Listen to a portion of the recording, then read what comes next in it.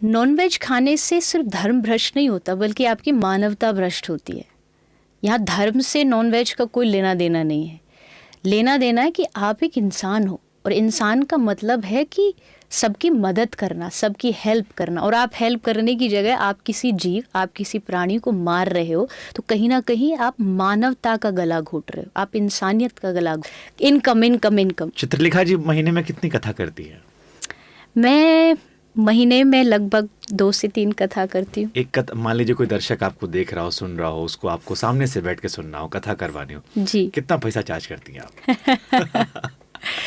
नहीं, आप चाहते हैं कि मैं फंसूं, लेकिन मैं फंसूंगी नहीं क्योंकि देखिए, कोई भी कथावाचक, मैं हूँ, मेरे साथ कम से कम 25 लोग या 30 लोग साथ में जाते हैं, और उन सबकी जीविका कथा से चलती है।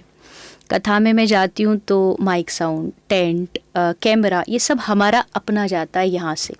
तो अब वो बिना पैसे तो जाएंगे नहीं उनकी। और आज की कथा की मांग हो गई है कि व्यवस्था होनी चाहिए, टेंट होना चाहिए, अच्छी बैठने की सोफ़ा होना चाहिए, इसके लिए पैसा लगता है।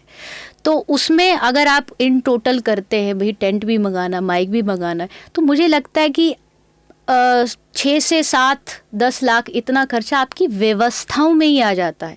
और वो कोई, मुझे नहीं लगता कोई प्रवक्ता, मैंने हमेशा कहा, अगर मेरी कथा में किसी ने ये बोला हो कि हमसे देवी चित्रलेखा ने कथा करने का इतना पैसा अपना चार्ज लिया, तो मुझे आके बताओ। लेकिन हाँ, जो साथ जाते उनकी व्यवस्था बनानी ज़रूरी है। आप चाहे तो आप डायरेक्ट उनकी पॉकेट में डाल दीजिए।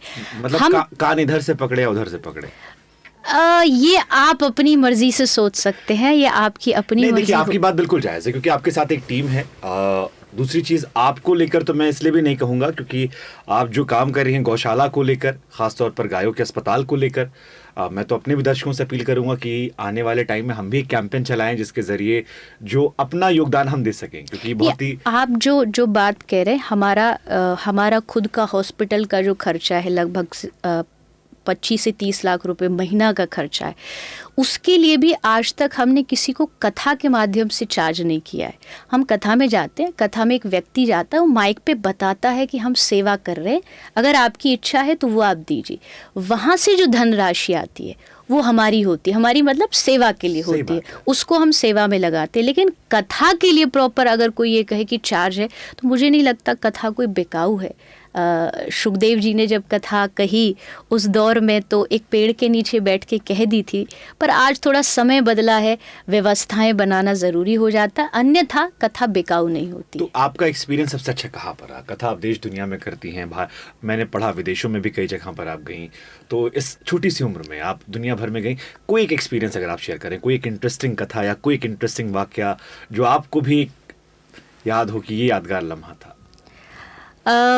वैसे तो किसी एक कथा को चुनना मेरे लिए मुश्किल तो होगा, लेकिन हाँ, एक्सपीरियंस जो मेरा बहुत अलग रहा, बहुत अद्भुत रहा, वो था आज से कुछ 6-7 शायद 5-6 साल पहले यूरोप में मैंने एक कथा की थी। मेरी इच्छा थी कि मैं 7 दिन की कथा जो एक जगह होती है, उसकी जगह मैं 7 दिन की कथा को 7 देशों में करूं, हर रोज़ एक अलग देश में जा कर के भगवान नाम प्रचार करूं, क्योंकि चैतन्य महाप्रभु का ये जो हमारे आराध्य है, उनका भाव था कि गली गली में, हर शहर में भगवान नाम गूंजना चाहिए।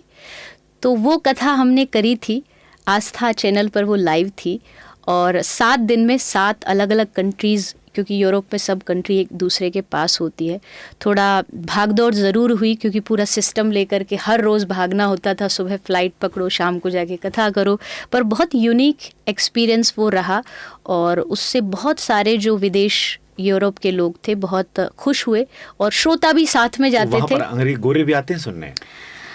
गोरे हिंदी नहीं समझते, कथा हिंदी में होती है, लेकिन कभी कभी खासकर वहाँ के बच्चों के लिए और गोरों के लिए हम एक क्वेश्चन आंसर सेशन रखते हैं, तो उसमें वो लोग आते हैं, अपनी कुछ जिज्ञासाएं, क्वेश्चंस कुछ पूछते हैं। अदरवाइज़ कथा में हाँ, 1-2 कुछ ऐसे श्रोता गोरे थे जो हर जगह जाते थे, उनको हिंदी नहीं समझ आती थी, बट होता है ना, वो बोलते भी थे कि हमें कुछ फील होता है। हो सकता है आप उन्हें क्यूट लग रहे हो?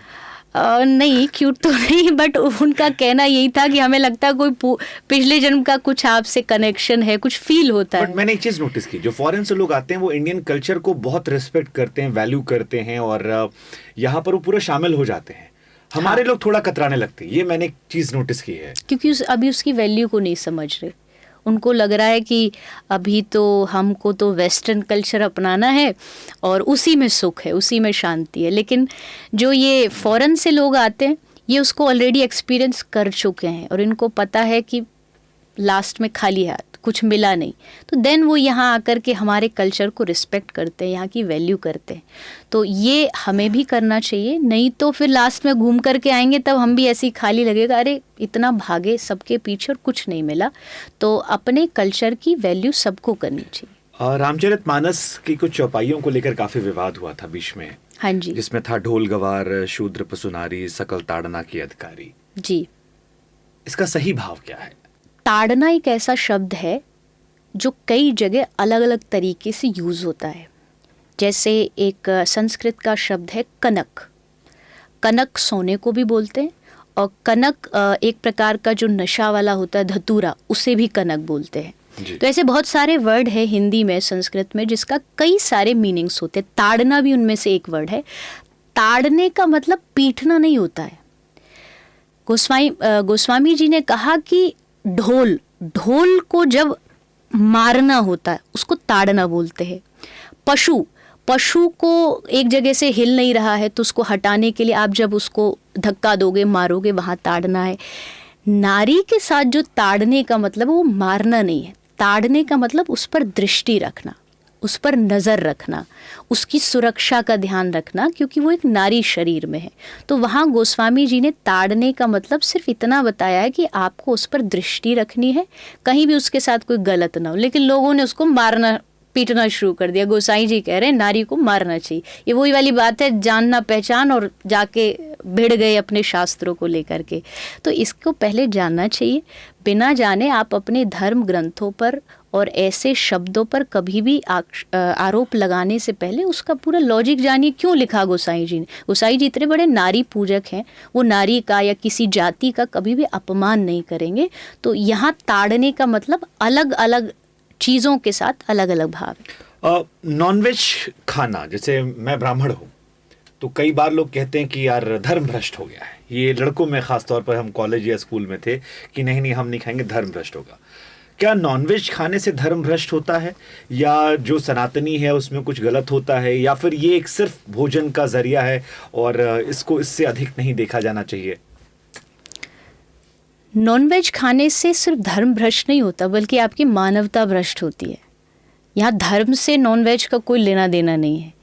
लेना देना है कि आप एक इंसान हो, और इंसान का मतलब है कि सबकी मदद करना, सबकी हेल्प करना। और आप हेल्प करने की जगह आप किसी जीव, आप किसी प्राणी को मार रहे हो, तो कहीं ना कहीं आप मानवता का गला घोट रहे हो, आप इंसानियत का गला घोट रहे हो। और कोई व्यक्ति अपनी थाली में क्यों चाहेगा कि उसकी प्लेट में खून हो, किसी का मांस हो? बट जैसे कई जगह ऐसी होती है जहाँ पर वैसे ही खाने बनते हैं, वो उनका कल्चर वही होता है। जैसे बंगाल में लोग मच्छी खाते हैं। वो कल्चर किसी शास्त्र में नहीं लिखा, वो किसी ने बनाया नहीं है, वो तो हमने अपने स्वाद के लिए कर लिया। और ये कौन सा कल्चर है कि आप किसी प्राणी का प्राण, उसकी हत्या कर रहे हो? ये कल्चर चाहे किसी ने बनाया भी हो तो एकदम गलत है। नॉनवेज खाना इसका गलत है। कोई भी मानवता से लेना देना नहीं है। आप इंसान होकर के अगर किसी को प्राण दे नहीं सकते, किसी को सांस दे नहीं सकते, तो सांस लेने का भी आपको अधिकार नहीं। भले आप किसी भी प्रदेश में रहते हो, बुद्धि भगवान ने सबको दी है, तो एक लॉजिक से समझिए ना कि उसमें एक सांस ले रहा है। आपके पीछे बहुत लोग पढ़ने वाले हैं इस बयान के बाद। बिल्कुल पढ़ जाइए, मैं बिल्कुल इस चीज़ के लिए तैयार हूँ। मैं नॉन वेज के एकदम सख्त खिलाफ हूँ, क्योंकि मैं प्राणियों से प्रेम करती हूँ। मैं इतना सेवा कार्य पशुओं के लिए कर रहे हैं हम लोग कि पशुओं की रक्षा हो। पशु, हम जो एकदम मरने को तैयार हैं, हम उनको ऑक्सीजन दे दे करके, ग्लूकोज चढ़ा के उनके प्राण बचा रहे कि ये बच जाए। तो मैं तो खुलेआम इस बात को अपने स्टेज से, अपनी व्यासपीठ से बोलती हूँ, खाना गलत है। गलत है, एकदम गलत है, क्योंकि आप एक बहुत बड़े पाप के अधिकारी बनते हो। अच्छा खाइए, जिस चीज़ में किसी का रक्त ना हो, हत्या ना हो, वो खाइए। क्योंकि जब आप किसी को मार रहे हो, अगर आप एक मछली को उस जल से, पानी से दूर लेकर के जाते, उस समय उसको जो तड़प होती है, वो मरते समय क्या सोच रही है, वही चीज़ जब आप खाओगे, 10-10 दिन तक आप उसको अपने फ्रिज में स्टोर करके रखते हो। आपके फ्रिज में क्या रखा है? आपके फ्रिज में रखी है हिंसा, डर, भय, घबराहट। अब वो आपके भीतर जाएगी तो आप क्या समझते हैं? आप एकदम खुशी खुशी जीवन जी पाएंगे? नॉनवेज वाले फिर ये तर्क देते हैं कि आप भी तो पेड़ से तोड़ के निकालते हो, आपने पूछा पेड़ को दर्द होता ये नहीं होता एकदम गलत लॉजिक है उसमें। हाँ, उसमें भी एक कहीं ना कहीं थोड़ा एक जो जीव का कण माना जाता है वो होता है, लेकिन वो बोलते नहीं है, वो सांस इस प्रकार से नहीं ले रहे, उनके काटने से खून नहीं निकलता है। तो हाँ, अन्न, फल, सब्जी, अगर आप इस लॉजिक के साथ कह रहे हैं कि उसमें भी प्राण होता, हम भी मानते हैं वो चीज़। इसीलिए शास्त्रीय परंपरा कहती है कि आप अन्न भी खाते हो तो उसको पहले भगवान को अर्पित करो। तो उससे कहीं ना कहीं हमारी जो थोड़ी बहुत भूल है वो कम हो जाएगी। और देखो, नेचर ने ना एक साइकिल बनाया है, नेचर के साइकिल को कभी क्रॉस मत करो। नेचर ने बनाया कि हम अन्न नहीं खाएंगे, फल नहीं खाएंगे तो कहाँ जाएंगे, लेकिन नेचर ने ये साइकिल नहीं बनाया कि आप पशु को खा लीजिए। और फिर लोग क्या तर्क देते कि इनकी पॉपुलेशन बढ़ जाएगी, लेकिन ये कोई लॉजिक नहीं है। कल को आप कहने लगे कि इंसानों की पॉपुलेशन बढ़ रही है तो उनको मार के खाना शुरू कर दो। अच्छा, एक आपने जो बात की बात बिल्कुल सच है, लेकिन हमारे कई भगवान ऐसे हैं जिनको बलि चढ़ाई जाती है। काली जी को हमने देखा है, तो फिर क्या वो जायज़ है? बिल्कुल जायज़ नहीं है। तो क्या वो गलत परंपरा चली आ रही है? गलत परंपरा, एक जैसा मैंने कहा कि हर एक युग का अलग अलग धर्म होता है। जैसे एक समय पर राजाओं का शिकार करना धर्म माना जाता था, लेकिन कलयुग में वो धर्म नहीं है। अगर एक समय पर कोई बलि प्रथा, और देखो वेद ने जहाँ भी बलि का जिक्र किया है ना, अगर हम पढ़ेंगे तो उसमें बलि का मतलब होता है कि आपको अपनी कमियों का बलिदान देना होता है। लेकिन आपने निर्दोष पशुओं को मारना शुरू कर दिया, आपने बकरे को मारना शुरू कर दिया, और आपको लगता बकरे को मार के आपकी मनोकामना पूरी हो जाएगी, आपको बेटा मिल जाएगा।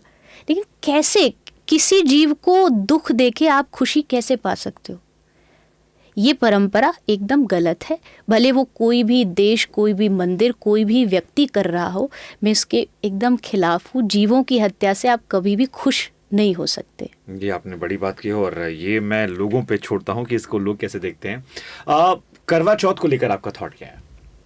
क्योंकि एक बड़ी एक्ट्रेस, उन्होंने कहा कि अभी हाल फिलहाल में, रत्ना पाठक उनका नाम है, उन्होंने कहा कि पागल हूँ मैं, करवा चौथ मतलब पढ़ी लिखी लड़कियां करवा चौथ करती हैं, ये उनका स्टेटमेंट था। और कई लोग ये मानते हैं कि सिर्फ पुरुषों की लंबी जिंदगी के लिए, क्यों महिलाओं की लंबी जिंदगी के लिए नहीं, ये पुरुष प्रधान समाज ने एक जमाने में बना, ये उसको लेकर तर्क दिया जाता है कि क्योंकि पहले घर में पुरुषों चलता था, तो पुरुषों की लंबी आयु के लिए, महिलाओं की लंबी आयु के लिए क्यों नहीं? तो देखिए, मैं आपको बहुत सच्ची बात बोलूंगी, करवा चौथ का जिक्र हमारे किसी इतिहास में, शास्त्र में नहीं है कि कोई हमने देखा हो कि माता सीता जी करवा चौथ का व्रत करती हो। ये एक प्रकार, जहाँ तक मेरी नॉलेज है, करवा चौथ एक पंजाब की, हमने बॉलीवुड की फिल्मों से खूब देखा। हाँ, पहले पंजाब से फेस्टिवल शुरू हुआ और आज इसको पूरा वर्ल्ड, पूरा भारत मनाने लगा। और कोई कर रहा है तो मुझे उसका विरोध नहीं है। क्यों? क्योंकि सबकी अपनी अपनी मान्यता, शायद होना कुछ भी नहीं है, लेकिन उसको ऐसा लगता है कि ऐसे करने से शायद उसके पति की लंबी आयु हो जाएगी। तो ठीक है, अगर आपको इससे अच्छा लग रहा है तो आप कर सकते हैं, लेकिन कोई नहीं करता है तो वो भी गलत नहीं है। क्योंकि ये कोई शास्त्र, जैसे बहुत सारी परंपरा हो गई, मंगलसूत्र हो गया, अब कोई पहनता है तो बहुत अच्छी बात है, लेकिन ये कोई शास्त्र में तो ऐसा नहीं लिखा। आपसे कभी किसी ने कहा कि आप सिंदूर नहीं लगाती या मंगलसूत्र? मुझे बहुत सारी चीज़ हमेशा कहने को मिलती है, लेकिन मैं हमेशा कहती हूँ कुछ चीज़ें जो आवश्यक होती है, जैसे माथे का सिंदूर मैं हमेशा लगाती हूँ।